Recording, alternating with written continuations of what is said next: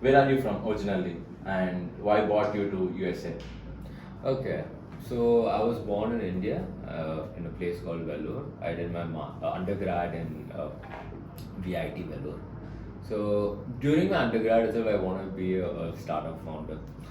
But I was like, I used to read a lot of books regarding entrepreneurship, watch a lot of videos mostly as well. And all of that was mostly focused about the US market, companies in the US. And I was like, okay, I think whatever I'm reading, whatever I'm listening to, is more to do with the US market. Shark Tank US was there Yeah, way it's the before. initial one. Yeah, They so started Shark Tank it. India came, like say way late 2020. Yeah, after maybe like after 4 or 5 pandemic. years ago. Yeah. Yeah, but I wanted to do it way before. So the things that we are seeing online or which we are reading were mostly content in the US. Yeah. So I thought, okay, it'll be a better ecosystem for me to start something there. And how to do that? So the best way to come to US, I would say, is to apply for masters, come here, and then I started exploring my options here. So that was my path. During my bachelor's, I thought, okay, we have to do something, but I don't know. I didn't have any idea of what the business would be. Okay. But after coming here, I started exploring about it, and now we are here. Okay, cool. That's great. So, like, where did you get this idea from? So, your company you started after your masters, and Yeah. what happened? Like, what's the initial step? Like, how did you got this idea, and whom do you approach first? Like, you spoke with anybody? Yeah, what happened was I came to US during the pandemic. It was 2020 September. So no one was there to have a event with or have an in-person conversation with. You even can't have this close of a conversation with anybody. So I devised a plan. I started a club in my university called the Tandon Consulting Club. Okay. So I was the president of the club, and what we did is we invited tech consultants to come and have a webinar with us. We had over 200 members in our club, and that helped us to have more people to come and have a webinar and conversation with us. During that conversation, I used to ask them, that was my time of interaction. Okay. I used to be like, okay, you're doing this product, now you're working on consulting. What is the most important task that clients are coming to you for? What are you building for them? So most of them were concerned about data. So data management was what most tech consultants were very, very much focused on, and their clients were coming to them asking for better infrastructure to hold data. So that's where my entire journey began with, where I was like, okay, there seems to be a problem there. That's why everyone is going to consultants and paying them millions of dollars to solve this problem. Yeah. And that's where my exploration started. And from there, I was looking into what is the best way to manage data. So if data is the problem, then what are the different ways in which people are handling this data? That is the reason. So from there, we started looking into it, and I realized that the traditional ecosystem that we have for data storage may not be the best for the future growth of enterprises. And at the same time, blockchain was also booming at that time, 2021, early that time. So I was like, okay, how could I bring both worlds to one place? So that's where Block Convey started. Cool. So yeah, that's how the journey of Block Convey came into. Yeah. So like, Block Convey, like, how did you came up with this name? So, you have any story? Yeah. It was told to us by our intern, actually. Okay. So So he suggested you the name, or? so what happened was, initially the name we were thinking about was Money Convey. Okay. So it was like money is value, so you're conveying value was the idea for Money Convey. We first had Money Convey as the name for a while, but then someone was like, our intern was like, why not Block Convey? And I was like, it's not that I haven't thought about, like, it didn't even strike me. Blockchain, Block Convey, okay, makes sense. And when we looked at it, no one had the name. I was like, okay, that sounds great. So it was actually like, say, we wanted to have a way of transferring money or value as a company name, having money in the name itself. That was the idea that we initially came up with. We wanted to have something related to that. But later we had to move it to Block Convey. So one of our interns was like, why not Block? Yeah. So that's how Block Convey. Cool. Because why did I ask this question? Because Cameron. So I just look up into his LinkedIn, and when I see his LinkedIn, in the description he mentioned about Money Convey. Yeah. I thought of it should be a different company, but later on I just went on searching in online, and then it started coming as Block Convey. Then later then. Yeah. So when he started, it was Money Convey. From initially. From initially. So Cameron is our lawyer, so he represents us. Yeah. So I think Santosh spoke to Cam. Yeah. And in his profile, it would have been mentioned as like initially Money Convey, then now Block Convey. So he would have been like, okay, why is there two companies? Yeah, I get Exactly. it. I get it. So He was one of the reasons for that also. He wanted to change it to, so we were first as LLC, then we moved to a C corp.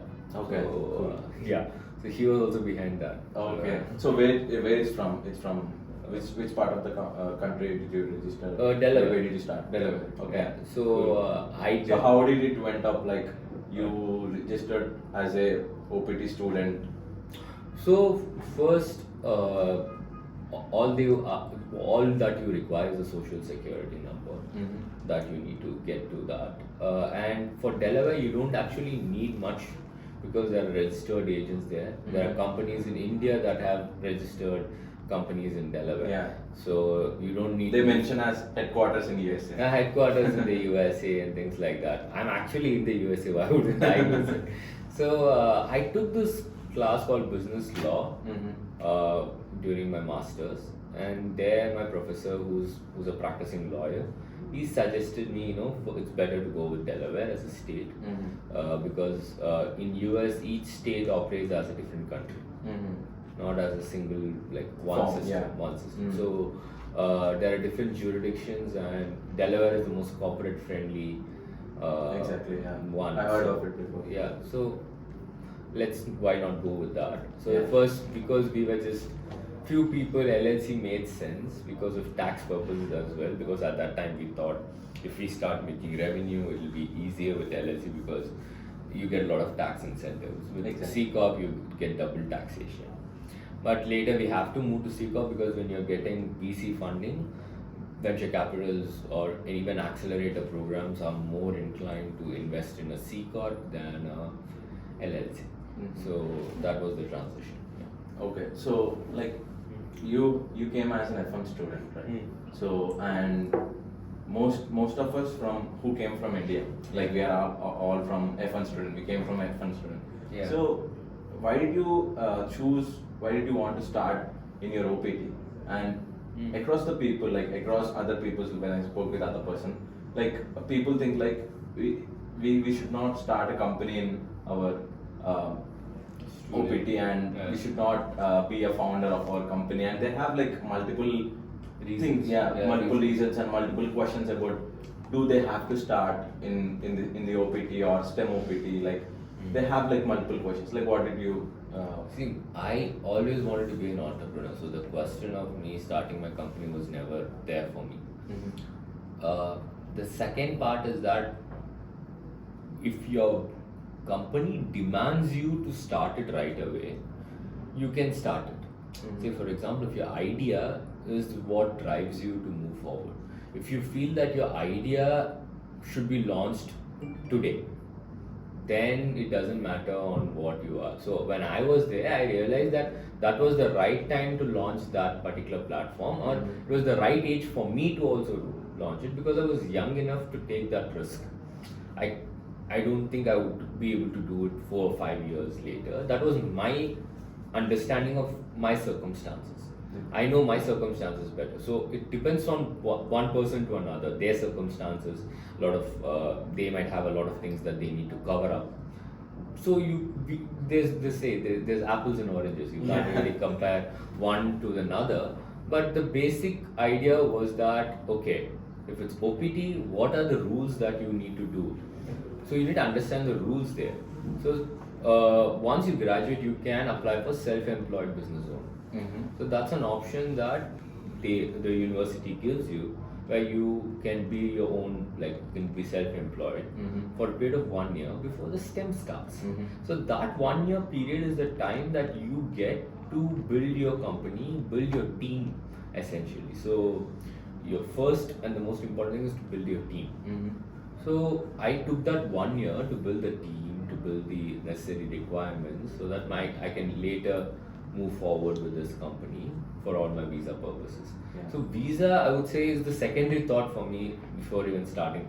It's like, do I need this startup to be in the US? Yes, it needs to be in the US to raise funds. And how should I be here? So there were options out there. If there was no option, then I wouldn't have been able to do it. But luckily, when I spoke to people, when I saw I went and read it because I didn't have anyone before me in my batch. Even very rarely do I find people who have used the self-employed business owner and stayed and done their own startup. Mostly they would be part of another startup, and that startup would be led by somebody who would sponsor them. But in my case, I have to start it all by myself. Cool. Though I have a team, it's still me getting out my name out. So it's Arun Prasad that is going to be told. Yeah. So you need to take that risk. So frankly speaking, it was more whether the rules applied to me. Yes, it did. Second, within that 1 year period, what should be done, I knew it before even I started. So I knew that by that period of time, I just have 1 year, I need to have A, B, C, D done so that I could extend the period of my entrepreneurship. And what all rules are there for me to get into it, what are visa status there. All that research was done even before I graduated. Cool.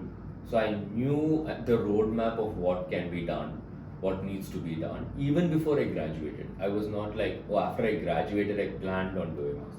Once I decided I'm going to do a startup here, I already planned onto that.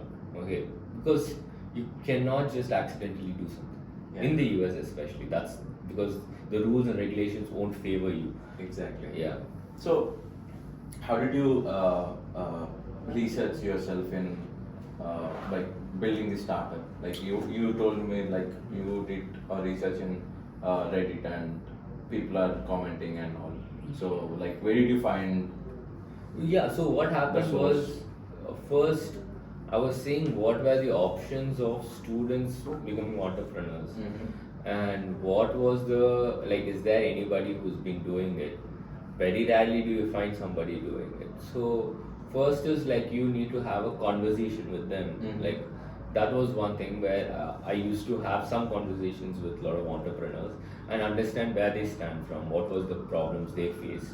Mostly legal issues, nothing to do with the business standpoint. Business questions are entirely different. That's an entirely different ball game. And also I used to talk to my university's entrepreneurship institute. So they had their own body where they promote entrepreneurs. Yeah, each and every university has their own program. Yeah. So you need to go talk to them, understand them. Like, okay, point is there are a lot of international students coming from around the world. And I could say this as a demographically, but mostly Indians don't try to choose the path of entrepreneurship right away because when they come, they want to get a good high-paying job in the tech field and they want to make some money. And then once they have some money, once the stocks are vested and everything, they would like to move forward with some kind of entrepreneurship. That has always been there, and that's not wrong. Yeah. But the Chinese or Europeans or Africans, a lot of people come to the US and they have started their own companies as well. So I just started exploring that. So how were they making up to that level? So if there was no one from our community, then there's someone from some other community. So I spoke to a lot of Chinese people from. Like where did you find a connection? Like where did you find these people to speak like about our startup or the legality issues and all? Like where did you find these people? First, about just the basic business ground, I used to, as I said, the Entrepreneurship Institute used to have events, boot camps. That's where I got to know about it. Second is I did just searching blindly onto what should you do with is there a possibility of doing your own startup in CPT or OPT, and then the results show up. So I just went and read the whole like OPT, CPT rules, Yeah. different categories, Regulations and all. regulations. So there was exactly a category that read self-employed business owner, and that actually matched what I want to do. So it's like, okay, it was there. Why would I need to do more? I had a conversation with the university's global services team. So that I did very well. So I spoke to them. I asked them, see, I'm going to apply for this self-employed business owner. What are the things that you require to approve it? So they told me, okay, you need to clearly say why what you're going to do would relate to your masters, like whatever you studied and coming up with. And because you're going to be self-employed business owner, that's fine.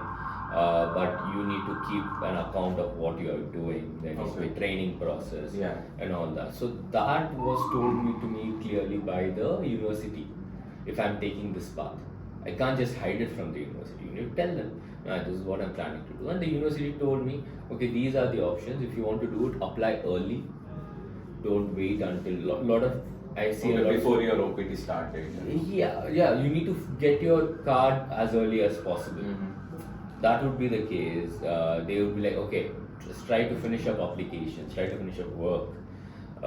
So that was easier for me. So I would say that it's better to have a conversation with your university, because in your F1, you are a sponsor of your university. So university has to approve whatever you're doing.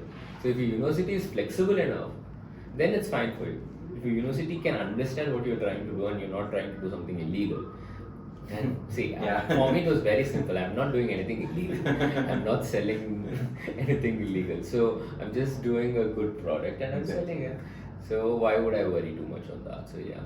So let's go back to your company team. Like, how many are they? And so currently we have 12 people in our team. Most of them are in the US, a couple of them in India, one of them in Vietnam.